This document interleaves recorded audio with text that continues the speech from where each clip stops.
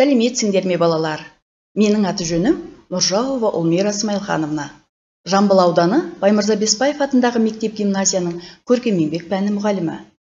Бүгінгі сабағымыз 8-ші сыныптың қыз балаларына арналады. Бөлім сәндік қолданбалы өнер. Сабақтың тақырыбы қазақтың ұлттық сәндік қолданбалы бұйымдары, киіз басу. Сабақтың оқу мақсаты тарихи және мәдени шығу тегі әртүрлі өнер, қолөнер мен дизайн туындыларының ерекшеліктері туралы түсінігін көрсету. Шығармашылық идеяларды дамыту мен іске асыруда өз бетінше таңдаған ақпарат көздерін қолдану. Оның ішінде ақпараттық коммуникативтік технологияларды қолдану арқылы. Сабақтың мақсаты қазақ халқының қолданбалы өнерінің түрлерін білу. Қазақ халқының қолданбалы өнер шығармаларының ерекшеліктерін ажырату. Алған білімдерін, шығармашылық идеяларын іске асыруда тиімді пайдалану. Балалар, суреттерге назар аударайық.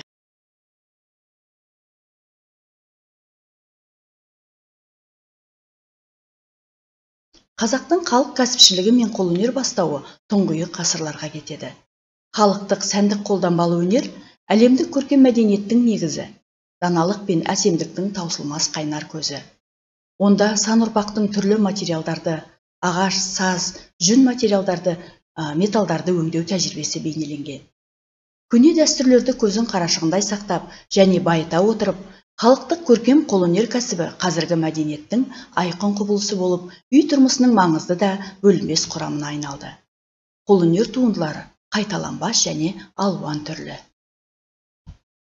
Қазақ халқының қолөнер түрлері бірнеше топқа бөлінеді. Теріні өңдеу өнері, зергерлік, сүйек кесу өнері, тасты өңдеу, ағаш өңдеу, кілем тоқу, ши тоқу, киіз бұйымдарын жасау, яғни киіз басу. Тоқыма өнер, тігін өнері, демек құрақ құрау өнері. Ал осы қолөнер түрлерімен айналысатын адамдарды кім деп атаймыз? Ұста, зергер, ісмер, шебер. Қару-жарақ, ер-тұрман, сауыт-сайман жасаумен айналысатын адамды ұста деп атасақ, ал алтын мен күмістен әшекей бұйымдар жасайтын адам зергер деп аталады екен. Ағаштан ойын ойып, түрлі бұйымдар жасайтын адамды шебер дейміз. Ал ісмер дегеніміз кім? Ісмер дегеніміз ұлттық киімдер мен бұйымдар тігумен айналысатын, қолынан іс келетін адам.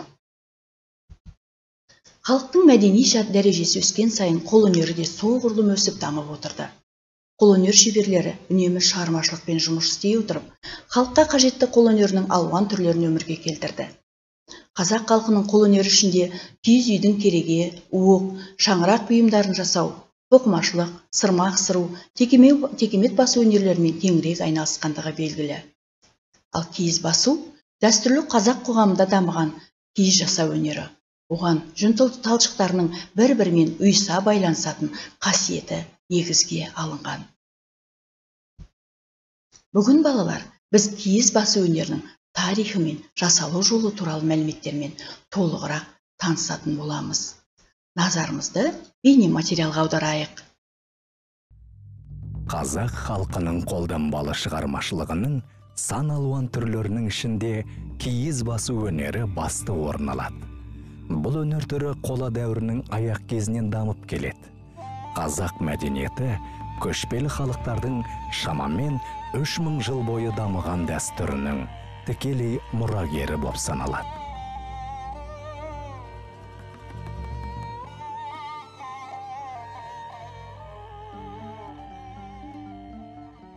Қазақтың киіз үй басу өнері үй тұрмыстық кәсіп болуымен қатар көркемдік құндылыққа ие кәсіпке жатады. Себебі киізден басылған бұйымдар әрқашан халықаралық базарларға шығарылып тұрған.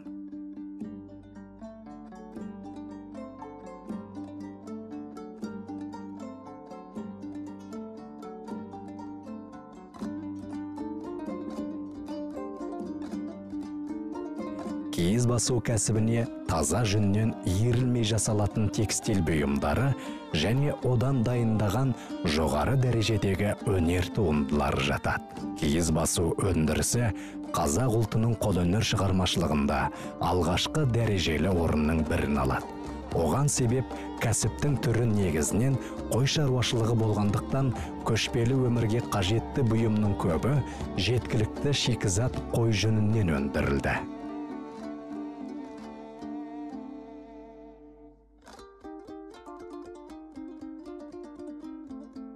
Киіз қазақ үйдің сүйегін жабатын негізгі материал болатын. Ауқатты адамдардың үйлері ақ киізбен жабылған. Киізден жасалған бұйымдар қазақтың күнделікті тұрмысында қолданылуы жағынан жетекші орын алған. Әдетте бір үйдің киізін басу үшін барлық туыс, көрші-қолаң, құрбы-құрдастар асарға жиналып, үй иесіне көмектесетін болған. Жұмыс барысында өлең айтылып, ас дайындалып, түрлі ойындар ойналып, киіз басу ісі әзіл қалжың, ойын күлкі аралас көңілді думанға айналатын.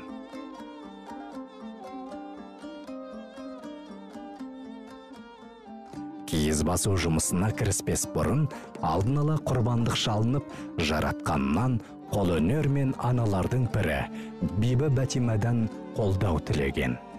Киіз басуға қатысты барлық жұмыс түрлері аяқталғанша, салт дәстүрде қалыптасқан талап тілектерге сай көптеген ырымдар жасалып отырған.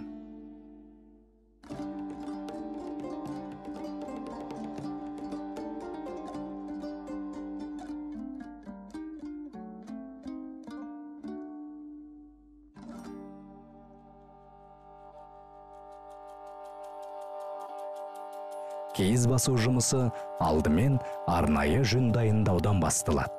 Әдетте күз мезгілінде қырқылатын қойдың күзем жүні алынған. Жүнді бірнеше рет әртүрлі тәсілмен өңдеуден өткізген.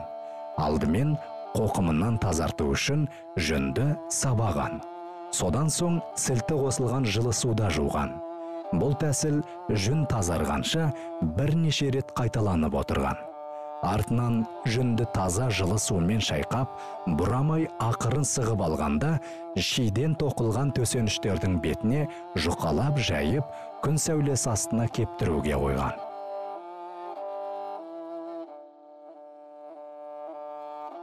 Кепкен жүнді тері тулақтың үстіне салып, тобылғы сабаумен бабымен сабаған. Сонда жүн үлпілдеп көтеріліп, тазара түсетін.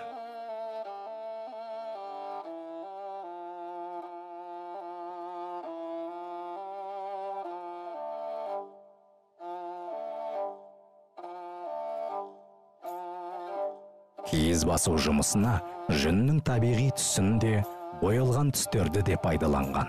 Шеберлер түстерді ою өрнек салуға қолдана отырып, кереғар түстердің де, ұқсас түстердің де түр түсінің көркемдік үйлесімін таба білген. Табиғи бояуды бұрындары әртүрлі өсімдіктердің тамырларынан, жапырақтарынан, қабықтарынан алған. Әдетте бояу жұмыстарын аула ішінде жасаған.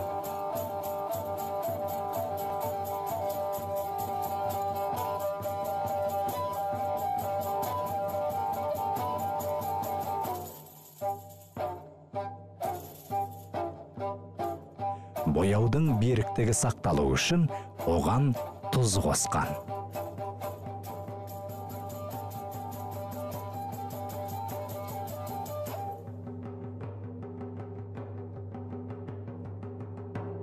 Боялып болған жүнді суға шайқап жуып, сықпай сорғытып кептірген. Боялған жүнді сабаған кезде жасайтын қызық бір дәстүр болған. Үйдің иесі сабалатын жүннің арасына ешкімге байқатпай алдын ала кездеме матаны түйіп тығып қоятын. Жүн сабап отырған әйелдердің біреуінің сабауына әлгі мата ілінетін. Ол адам олжалы болып саналған.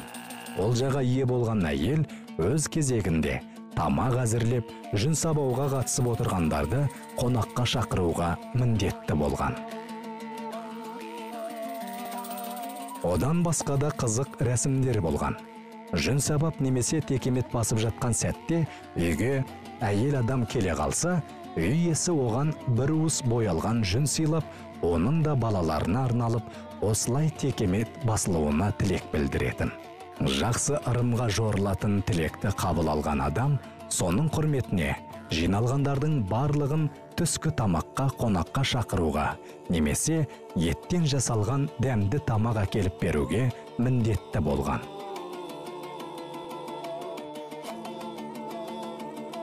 Келесі күні әйелдер тоқылған ши үстіне Негізгі ая болып есептелетін жүнді тегістеп жайып шығатында, оның бетіне шебер текеметшілер боялған жүннен өрнек салып шығатын. Немесе оюды шала басылған түсті киізден ойып салатын болған. Шала басылған талдырма деп аталатын киіздің үстіне де ою салынатын әдіс болған. Осы әрекеттерден кейін бүткіл бұйымның үстіне ыстық сабынды су себіліп, оны шимен бірге бумалап орап, ортасын және екі ұшын арқанмен буатын. Әрі қарай бірнеше адам осы арқанынан тартып, қалғандары жағалай тұрып, буманы 2 сағаттай біркелкі тебетін. Бұл тебу деп аталатын әдіс киіздің нығыздалуы, төселе түсу үшін жасалатын. Сонымен қатар 10 минут сайын буманың ыстық температурасын сақтау үшін үстінен ыстық суды молынан құймалап отыратын. Келесі ретте киізді шиден шығарып, 3 қабаттап бүктеп, қайтадан шиыршықтап буатын.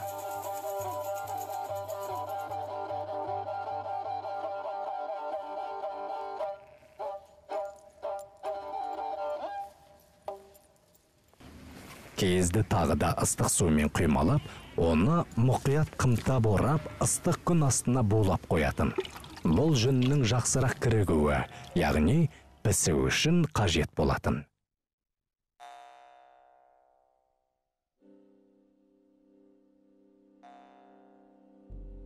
Қажет уақыт өткен соң, оралған киізді тоқылған ши үстіне қойып, әйелдер жағалай отырып, орам киізді қолмен, білектің күшімен илеп басатын. Бұны білектеу немесе білекпен басу дейді. Бұл жұмыс аяқталған соң келесі кезекте киізді көтеріп, қайта тастап, ұрғылап тығыздала түсу үшін қарпитын. Одан әрі қарай 10-15 минуттай уақытта орам киізді барлығы бір-біріне қарай қолмен жылжытып айналдыратын. Бұл киіздің барлық жері бірдей тығыздалу үшін жасалатын. Ең соңында киізді әр бұрышынан барлық жағынан кезекпен шиыршықтап орап, ұзыны мен ені бойынша созып тартатын. Осы жұмыс аяқталған соң киізді жазып кептіретін. Кепкен соң тағы да пісіре түсу үшін қайтадан ыстық су құйып, қолмен иілеп тығыздайтын. Киіздің сапалы болғандығын, оның басылу тығыздығын, қалыңдығының біркелкілігін, пішіні және жиек шетінің түзулігін бағалайтын. Қыздың жасауына арналған текеметті әдейі толық баспай қалдырған. Барған жерінде жалғастырып бітірсе, құдалармен тату болуға себеп деп түсінген. Барлық жұмыс аяқталған соң, үй иесі жұмысқа қатысқан әйелдерге ас беретін. Дайын бұйымды тіл көзден сақтау үшін қасына адыраспан бұтағын немесе қызыл түсті матаның қиығын қойған.